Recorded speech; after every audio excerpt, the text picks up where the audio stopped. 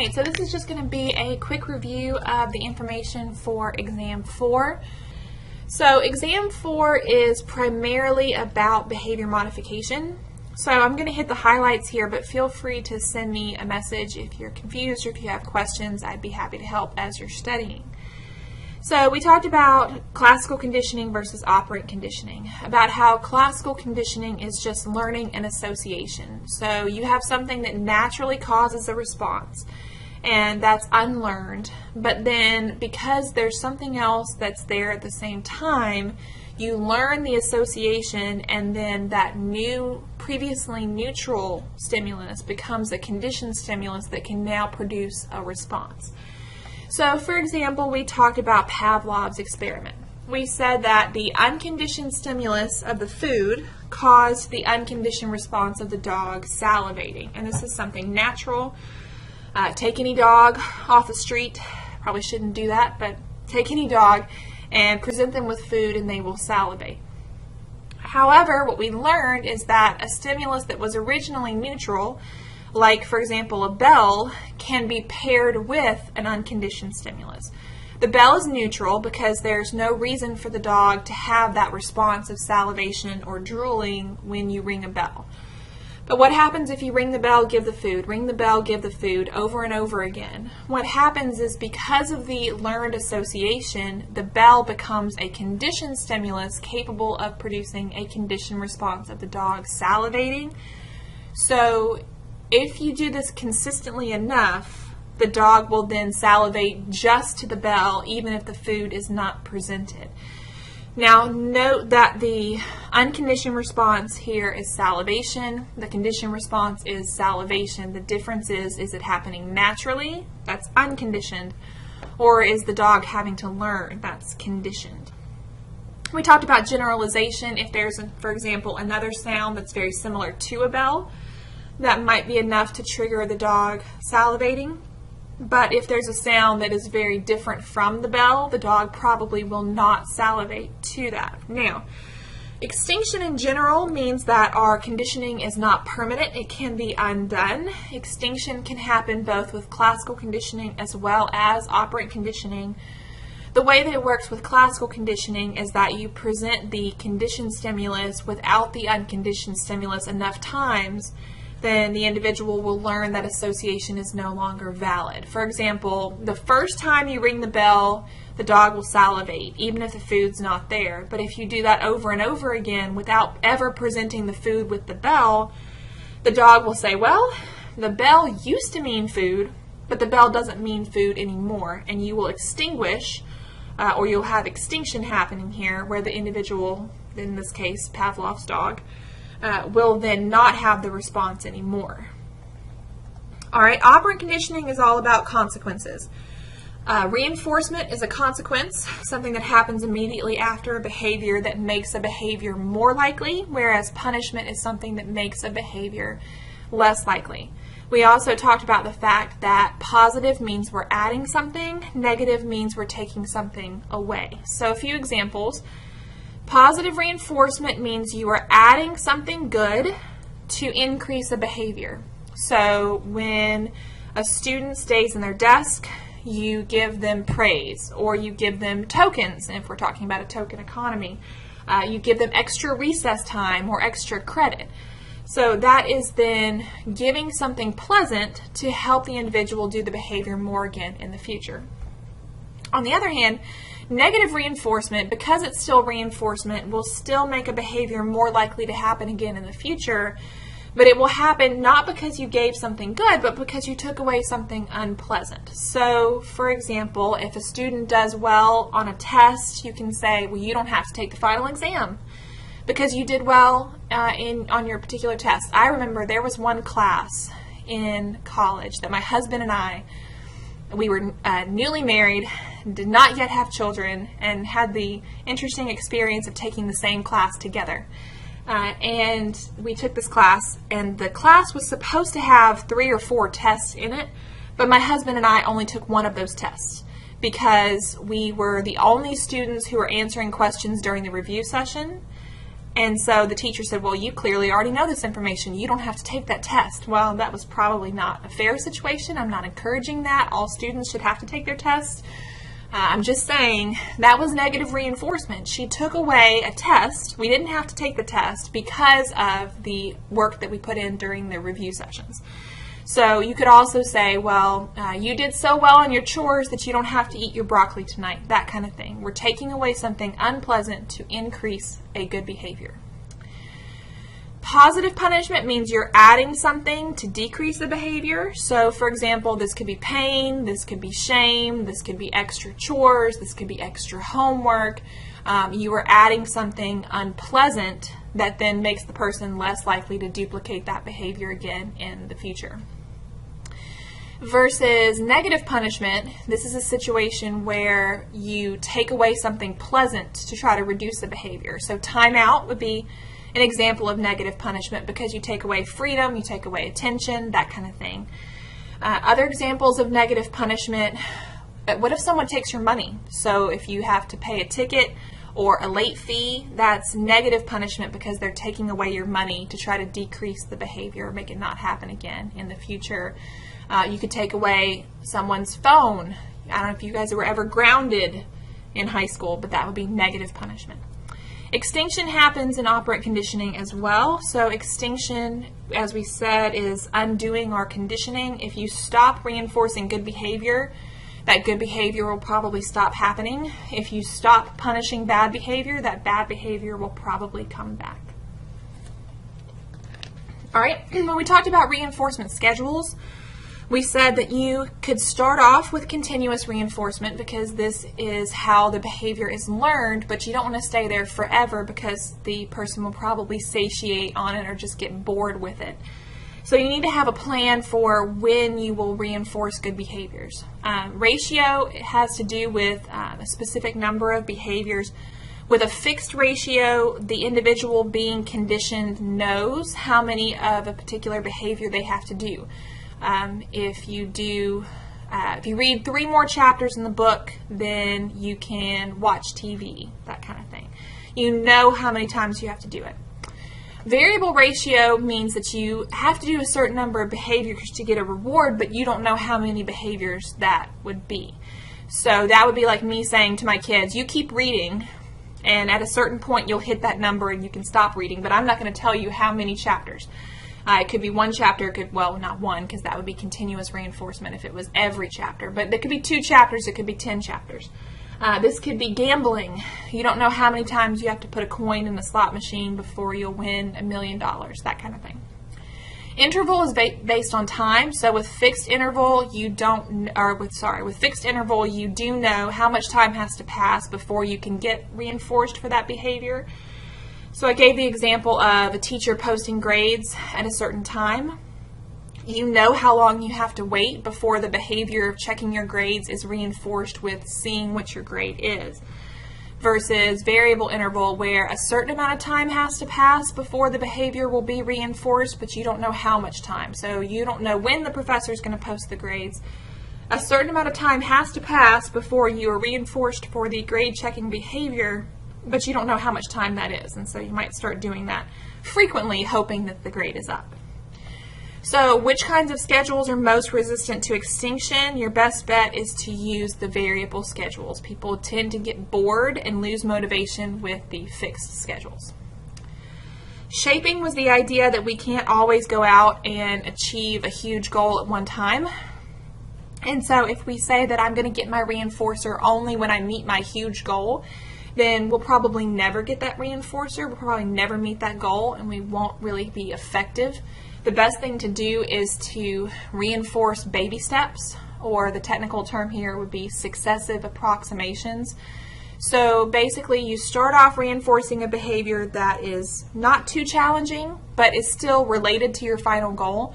If you want to teach, for example, if you want to learn how to run a marathon, then you reinforce yourself for maybe even just putting on your tennis shoes might be the first step. But reinforce yourself for walking around the block. And then after a while, you reinforce yourself for going a half a mile and then a whole mile, so on and so forth. basically you're reinforcing steps that are closer and closer to your final desired outcome. Options for decreasing problem behaviors. We already talked about positive and negative punishment. Also, extinction might be helpful if you realize that an individual has been reinforced for problem behaviors. You just stop reinforcing that problem behavior, and that could help.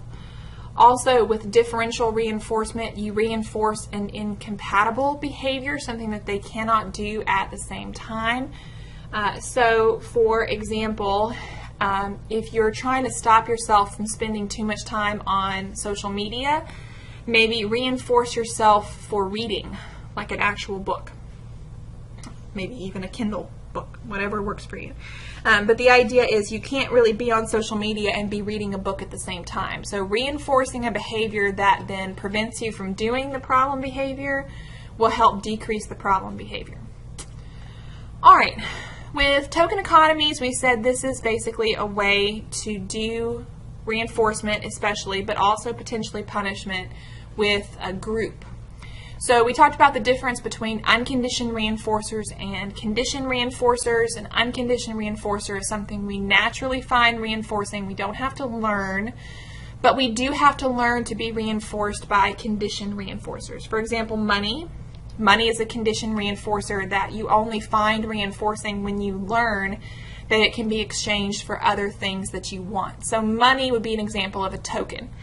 A token is a conditioned reinforcer that you can build up and you can save and then exchange for something you want. The backup reinforcer is the thing that you exchange your token to get. So if money is the token, then cookies could be the backup reinforcer. You could exchange your money for cookies or any other number of things. Speaking of the number of things, a simple condition reinforcer is a token that can only be exchanged for one thing. Like these points that you earn in the classroom can only be exchanged for extra recess time. Or this gift card can only be exchanged for French fries. And that's all you can buy is French fries. On the other hand, a generalized condition reinforcer is something that can be exchanged for any number of backup reinforcers. And so money is an example of a generalized conditioned reinforcer. Okay. Beware of extinction here. If you give a token, but you don't provide backup reinforcers, eventually the token will no longer be reinforcing. So make sure that you're pairing up your token with backup reinforcers. Also make sure that you are using backup reinforcers that the person wants, that they're motivated to get, and make sure that you are putting the right price.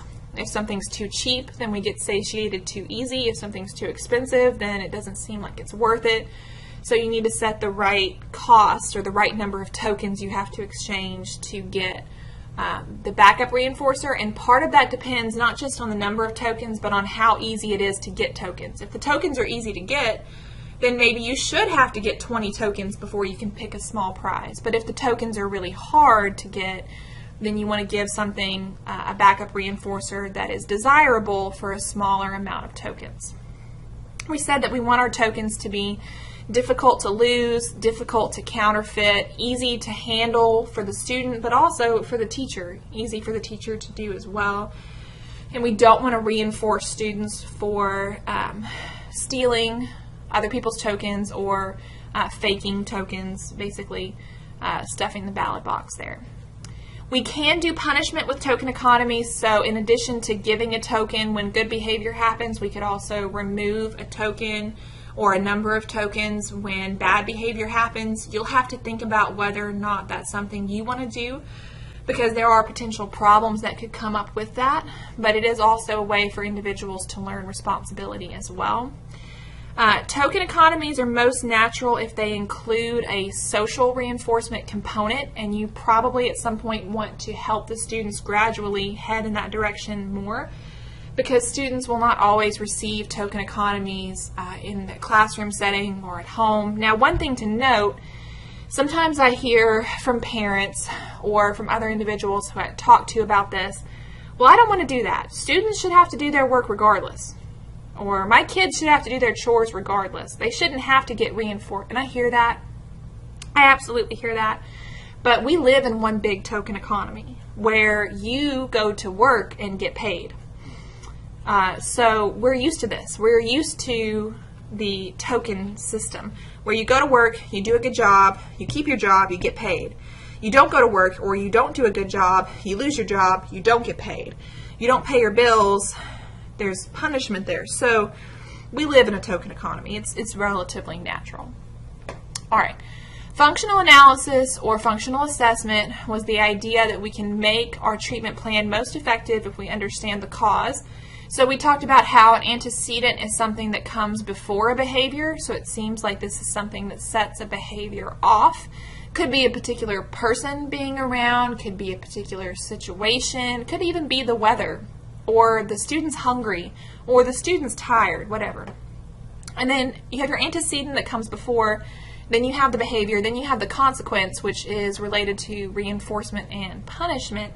So we're looking for patterns and antecedents and consequences that will help us understand why a student is behaving a certain way. So we talked about, for example, if a student is doing it to get attention, then that's social positive reinforcement. Or if they're trying to get out of something, that's social negative reinforcement.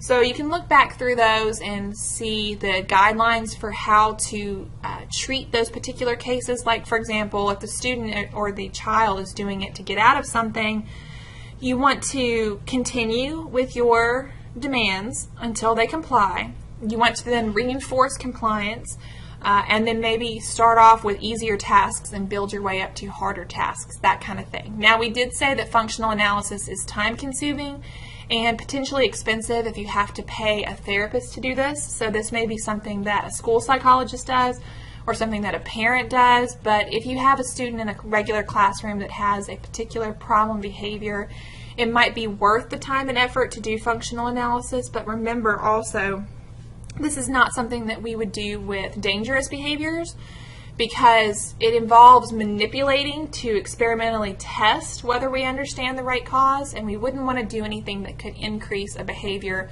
where a person is harming themselves or someone else. All right. And then we talked about motivation. We said that motivation in general is just what drives our behavior. That we have intrinsic motivation where the motivation is internal. I'm doing this because I genuinely want to. Versus extrinsic motivation, where the person is doing it for external reasons. This could be to achieve a reward or to avoid a punishment. Now, we want to try to encourage intrinsic motivation, and we said one way to do that would be to allow for some personal choice so that the student feels like they're doing something that they are really interested in. We talked about optimal level of skill and challenge. We're talking about flow here. Basically, what we want is for a student to have a high perceived level of skill, and we want that perception to be accurate. We want our students to have skills, but we also want our students to have a high perceived level of challenge so that they feel like they are being appropriately challenged and that they are capable of meeting that challenge, and that helps increase motivation. We said that attribution had to do with our understanding of the cause of something. So the cause could be internal or external, could be stable or unstable, could be in our control or outside of our control. And that our attributions are not always accurate, but they do impact whether we try hard next time. If we feel like something is out of our control, for example, we might not try next time because we feel like there's nothing we can do about it. We talked about a fixed mindset versus a growth mindset. Basically, a fixed mindset is where you feel like there is no opportunity for you to get better at something, and so it leads to kind of a helplessness, especially if a person feels like his or her skill level is low, versus a growth mindset where a person feels like even if they do have a weakness, an area they need to improve on, they feel like they are capable of doing that, especially with encouragement and help from a teacher, parent, or other mentor. We talked about self-efficacy being related to your confidence in your abilities, self-regulation is your self-control, and one of the ways we said in particular to help build both of these is to help students set personal, short-term, and long-term goals, and then giving them strategies that will help them be effective in meeting those goals.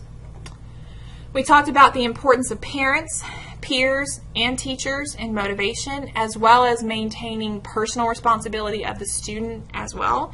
That parents need to provide support without providing excessive pressure, that teachers need to provide challenges in supportive environments, and that we need to be cautious of competition levels among students.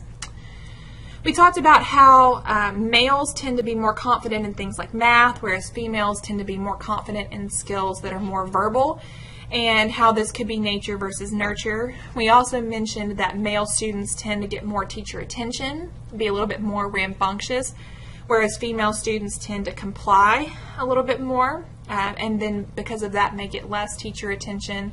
We also talked about how male students may feel that they have more career options than female students do. And then we talked about different achievement problems. You can look back over that. We talked about perfectionists and trying to help them see the cost and the benefits of that, and trying to reduce criticism of yourself, but be more open to creative or critical or helpful thoughts from other people instead of just focusing only on your own ideas. We talked about procrastinators, helping them see that that's a problem, helping them analyze a task and set appropriate goals and start working on things earlier. We talked about encouraging students who have high anxiety or students who have really low expectations of themselves as well. So you can look back over that.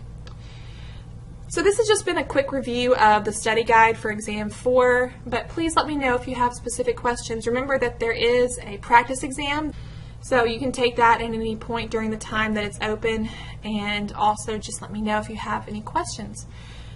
So let me know if you need anything. Otherwise, I will talk to you guys. I'll continue to send out emails, but this is actually our last video, so I hope that you guys have enjoyed the class. Have a great day.